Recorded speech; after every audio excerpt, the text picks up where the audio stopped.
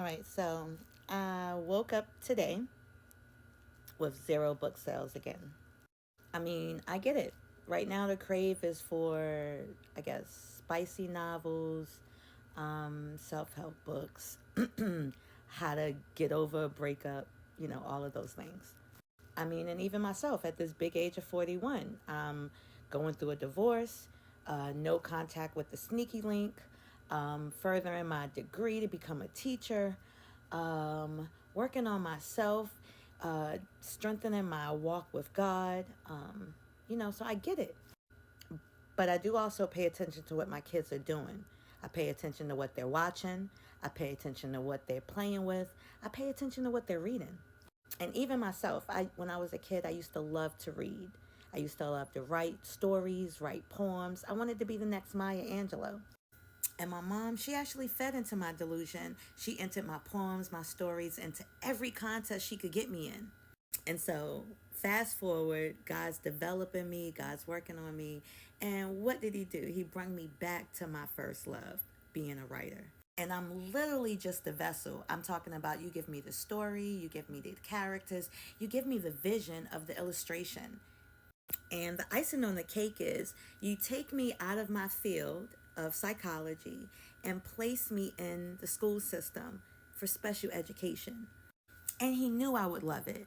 So much so that one of the books I wrote is for kids with special needs. How awesome is that? So, what did I do? I was obedient. I wrote the first book.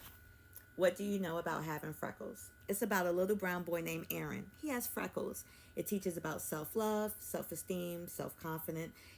Those little things that bother us when we're growing up, everyone has those. I put it in a book. And then the second book I wrote, Riding with Mom. It's about a little kid tagging along with mom, running her errands for the day. How many kids can relate to that?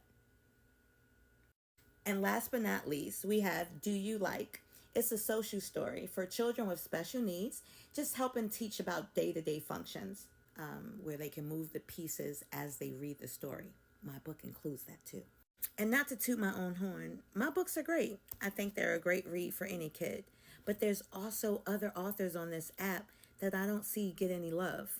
And that percentage is even smaller for some authors that are brown like myself. You can even dive a little deeper and think of how many authors are self-published like myself, that's doing it all by myself with my own money, and they don't have the big teams backing them. Now that I got that off my chest, I'm going to go back to working on some books. But I know I started out saying I woke up this morning with zero book sales. I'm going to probably go to bed with zero book sales. Now, I'm only talking about TikTok. That doesn't take into account for anything that I sell on my website or any vendor markets that I do. But yeah, my rant's over. I guess this video turned into something else. But realistically, what books are your kids reading? Where do you get them from? How often do you buy them?